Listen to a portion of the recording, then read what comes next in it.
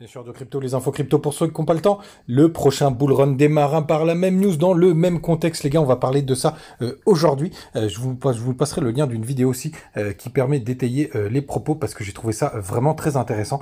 On va parler de ça et bien entendu, on va regarder ce qui se passe sur le court terme. Le BTC, il est à 29 340 $, on perd 0,3%. C'est à peu près pareil pour Ethereum qui est juste en dessous des 1850 $. En ce dimanche soir, la map est assez rouge, même s'il n'y a pas de gros dévissage. On a Shiba qui perd 2,6%. On a juste Ton qui a 8,1% en positif aujourd'hui, ce soir. Désolé, j'ai pas l'habitude de faire le soir, mais tout le reste de la map, il se passe pas grand chose, les gars. Sur le court terme, surtout, on démarre tout de suite avec le gap CME parce que nous avons un petit gap de 100 $ puisqu'on a clôturé vendredi à 29 465. Donc les contrats CME, c'est ouvert du lundi au vendredi aux États-Unis et en général, quand il y a un petit décalage, on vient combler ce gap et regardez, on a à peu près 100 $ puisqu'on a clôturé à 29 465 et que on est à 29 350 grosso modo. Donc c'est une petite astuce, un petit truc sympa que j'aime bien jouer. Et là, je l'ai joué alors sur Ethereum parce qu'en général, quand il y a un rebond sur Bitcoin, il y en a un aussi sur Ethereum. Donc je l'ai joué, hier soir, tout simplement. Non, c'était ce matin. C'était ce matin sur Ether. Du côté de notre ami des cryptos, tout simplement du BTC, on tient toujours ces 0,382. Je m'attends toujours à un petit rebond encore, juste que pourquoi pas la semaine prochaine. En tout cas, d'ailleurs, on est en train de baisser un petit peu là ce soir. Donc ça, c'est plutôt intéressant aussi pour le gap CME. 29 315 sur le cours.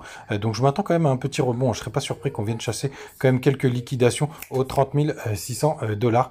Ce serait assez intéressant. On va juste enchaîner, ça n'est pas tout à fait dans l'ordre, mais sur Ether.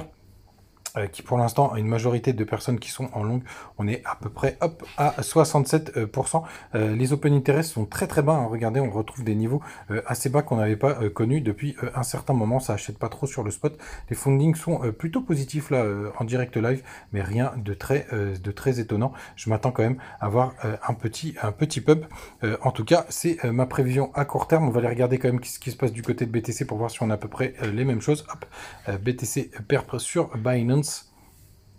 Bon, c'est sensiblement la même chose, à part que vous voyez, c'est pour ça que c'est très important sur le spot. On a complètement dégroché malgré le pump ici avec les petites news.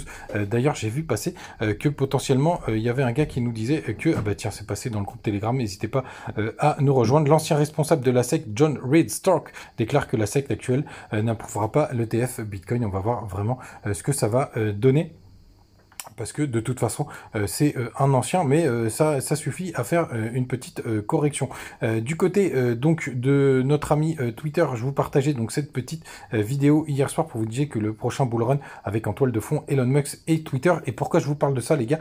Eh ben tout simplement puisque il se passe plein de choses depuis qu'Elon Musk a récupéré Twitter. Vous pouvez désormais monétiser votre compte Twitter. Vous pouvez, il travaille actuellement sur des échanges de crypto, notamment, vous savez que vous pouvez faire maintenant des dons en crypto-monnaie sur des adresses Bitcoin. Donc c'est vraiment très intéressant et il travaille sur justement le tout en un all-in-one. Et je vous invite vraiment à aller regarder cette vidéo de Grand Angle Crypto, justement, qui parle de ça, tout ce qui peut faire changer du côté de Twitter et l'avantage que ça pourrait avoir pour le quotidien. D'ailleurs, si vous prenez l'exemple de la Chine, ils ont aussi leur propre appli pour pouvoir tout all-in-one, tout en un, payer les copains, donc des Lydia, des WhatsApp, etc. Et pourquoi pas des banques. Donc de ce côté-là, je pense que ça peut être l'avenir. Et évidemment, dès qu'on va pouvoir s'amuser avec Twitter pour pouvoir échanger des cryptos, et on sait que c'est un fan du Bitcoin et aussi de crypto Clébar, donc le Dodge,